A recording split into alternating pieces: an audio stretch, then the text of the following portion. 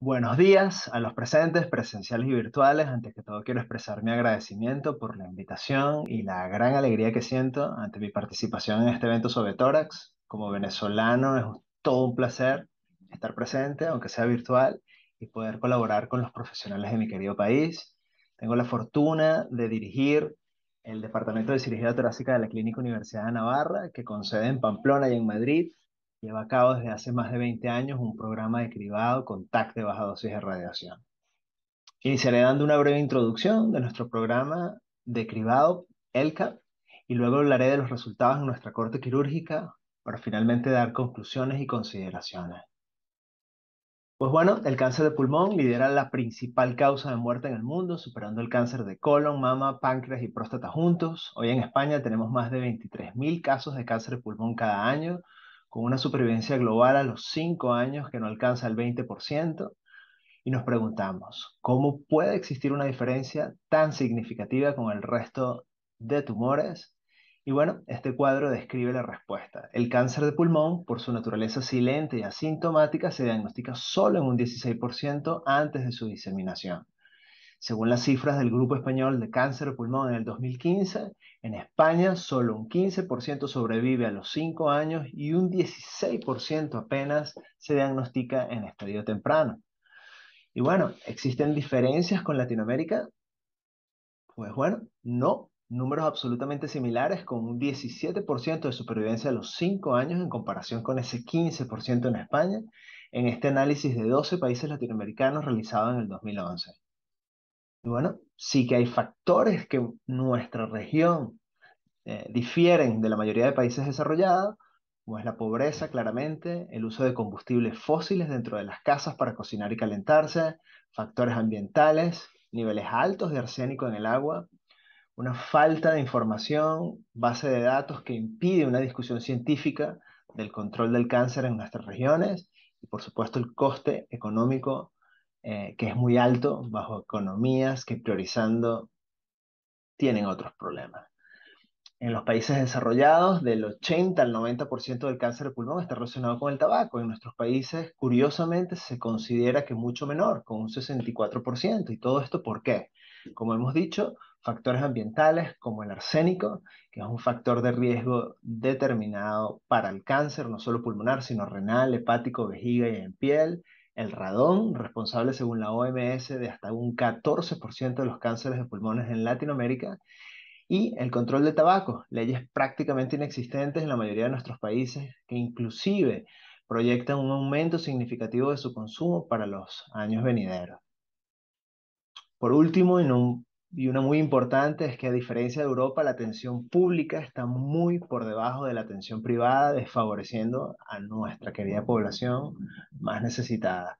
Algunos programas gubernamentales favorecen con programas de cribado de altos costos, inclusive para otros cánceres, pero no así para el cáncer de pulmón.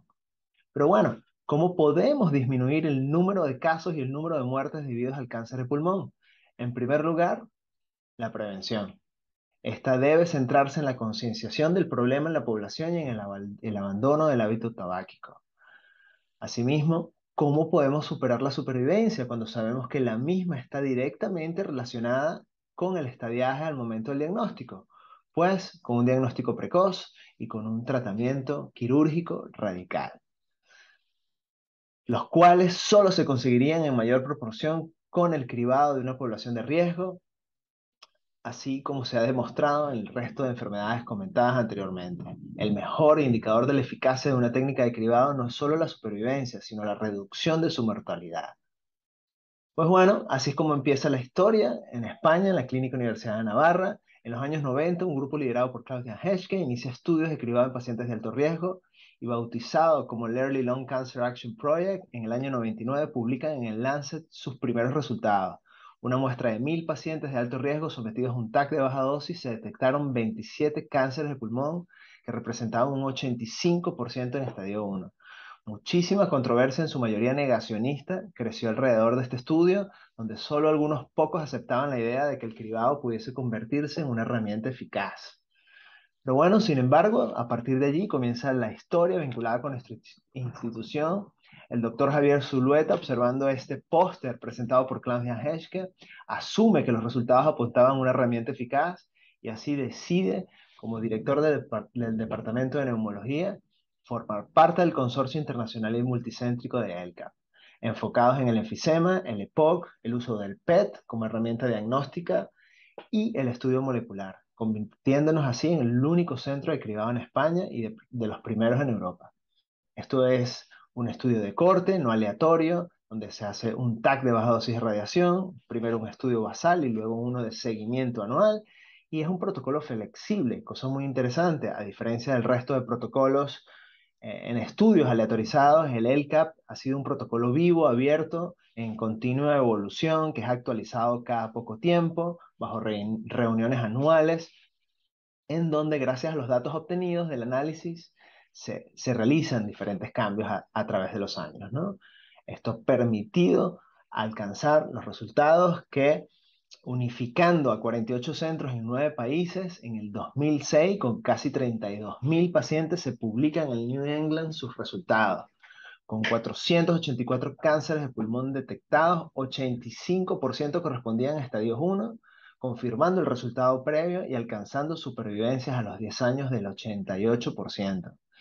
Aún así, inclusive un subanálisis de la corte quirúrgica alcanzó 92% de supervivencia a los 10 años, algo jamás visto.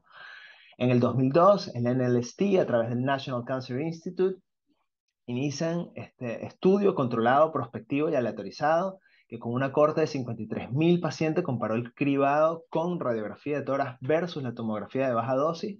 En el 2011 presenta sus resultados demostrando una disminución de la mortalidad de un 20%. Cabe destacar que este estudio se detuvo precozmente a los 6 años por razones éticas.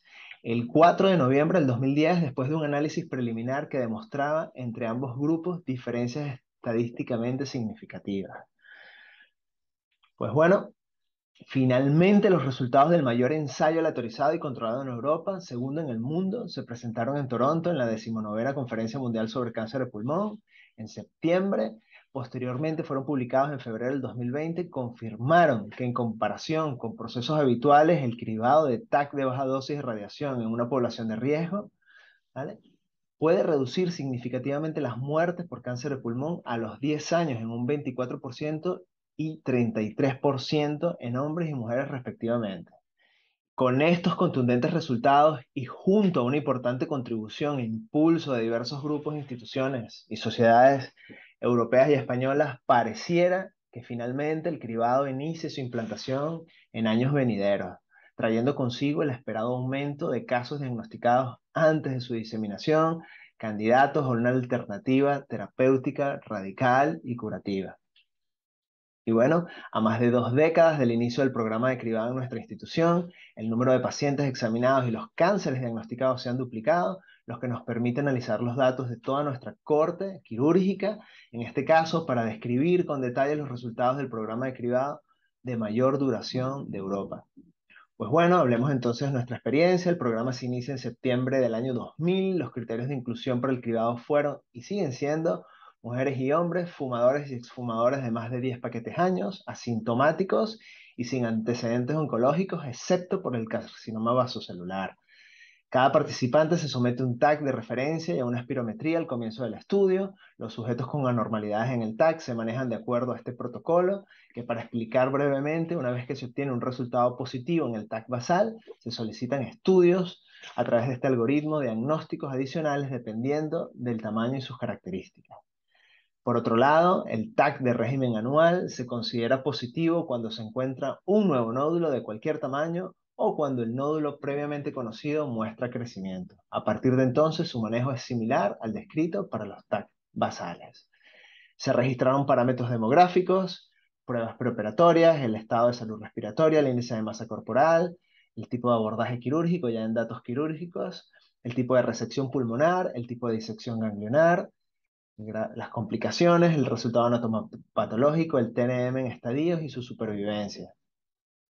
Asimismo, se valoró la operabilidad, tomando en consideración el ECOG, la morbilidad, la valoración cardiológica y el estudio funcional respiratorio. Asimismo, se hizo una evaluación del mediastino con EBUS, EUS y mediastinoscopia en los casos que fuese necesario. En todos los casos, un equipo multidisciplinar decidió si requería intervenciones quirúrgicas o oncológicas. Equipo compuesto por patólogos, oncólogos, neumólogos, radiólogos y cirujanos torácicos. Respecto a las revisiones posoperatorias, todos los pacientes operados tuvieron una revisión posoperatoria a las 3 semanas de la cirugía, seguido de una revisión con un primer TAC posoperatorio a los 3 meses, posteriormente revisiones cada 4 o 6 meses en los primeros 2 años en función de los hallazgos. A partir de entonces, en ausencia de hallazgos, se realizaron controles anuales nuevamente con TAC de baja dosis según el protocolo. Pues bueno, hablemos de nuestra experiencia quirúrgica en ese porcentaje de pacientes tributarios a cirugía. Bueno, en este análisis descriptivo podemos ver que entre septiembre del 2000 y diciembre del 2019 participaron 3.825 sujetos, fueron diagnosticados 97 cánceres de pulmón, representando un 2.5%, se realizaron 87 cirugías diagnóstico-terapéuticas y 20% fueron pacientes que por etapas avanzadas o por diagnóstico de carcinoma pulmonar de célula pequeña o paciente, uno de ellos que no cumplía con condiciones de operabilidad al momento del diagnóstico, no fueron operados. Todos ellos fueron remitidos a quimio radioterapia con SBRT. A partir de ello, tomando en cuenta la corte quirúrgica, 83% de los pacientes sometidos a cirugía tenían una lesión sospechosa o nódulo indeterminado. ¿Qué quiere decir eso? Que solo un 16% tuvieron un diagnóstico preoperatorio. Estos realizados por punción con aguja fina, guiada por TAC, broncoscopia, EBUS o EOS. Falsos positivos. Tuvimos un porcentaje de un 9,2% con 8 pacientes intervenidos que obtuvieron un resultado de benignidad después de la cirugía. Sus diagnósticos fueron la fibrosis pulmonar, un ganglio linfático intrapulmonar y 3 pacientes con hemangioma esclerosante. En todos ellos, en todos los falsos positivos, se realizó una resección atípica o en cuña con diagnóstico intraoperatorio y en ninguno de ellos se dieron, por suerte, complicaciones posoperatorias.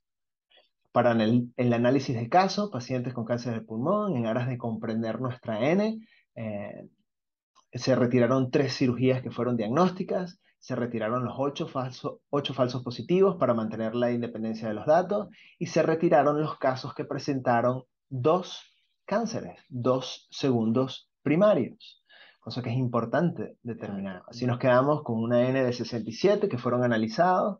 En este caso, de estos 67 pacientes, sus características demográficas, destacar que 85% fueron hombres, con una media de 50 paquetes años. Respecto a las pruebas funcionales, en su estado de salud respiratorio solo 16% eran sanos, ya que 11% con EPOC y 31,3% con enfisema, representando casi un 83,6% de pacientes con enfermedad respiratoria.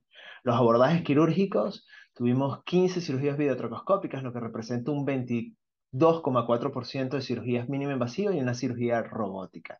Esto está cambiando radicalmente. Respecto al tipo de resección pulmonar, 56 lobectomías, representando un 83,6%, tomándose en consideración que era el gold standard en ese momento. Respecto al tipo de disección ganglionar, 37, lo que es un 55,2%, fueron sometidos a una linfadenectomía iliar y mediastínica. Respecto a la estratificación patológica según el régimen diagnóstico, bueno, el 88% de los pacientes sometidos a cribados fueron diagnosticados en estadio 1, solo un 6% en estadio 2 y un 6% en estadio 3. Respecto al diagnóstico anatomopatológico, el adenocarcinoma lideró con 39 casos, representando un 58,2%, seguido de el célula escamosas con un 25%.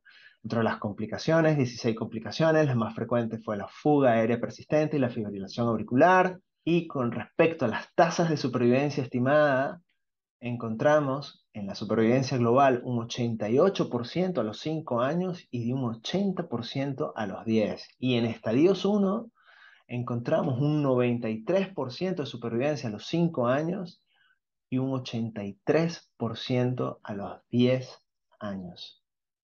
Recibimos este año el premio de mejor artículo científico en cirugía torácica por estos excelentes resultados y lejos de ser un reconocimiento a nuestro estudio, sobre todo valoramos y agradecemos el reconocimiento al valor del cribado en nuestro país que aún está por implantarse, ¿no? Bueno, hablemos de algunas consideraciones diagnósticas y terapéuticas, el corto tiempo que me queda.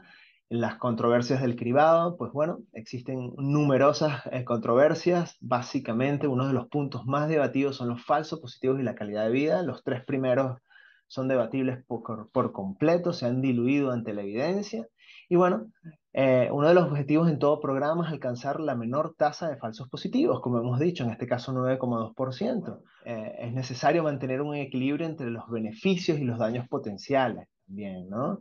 Por ello, la posibilidad de curar o salvar una vida frente a la posibilidad de someterse a un riesgo es algo importante para tomar en consideración y sobre todo la posibilidad de no afectar la calidad de vida de estos pacientes. También en este contexto es importante comentar que la naturaleza del cribado, capaz de detectar enfermedad en estadios precoces, con el hallazgo de pequeños nódulos sospechosos, es un desafío diagnóstico, ¿no? En que es realmente la confirmación histológica mediante una biopsia guiada por TAC o técnicas endoscópicas que pueden ser técnicamente difíciles, a veces no realizables, por lo que la prueba que generalmente confirmará el diagnóstico será la biopsia obtenida en quirófano.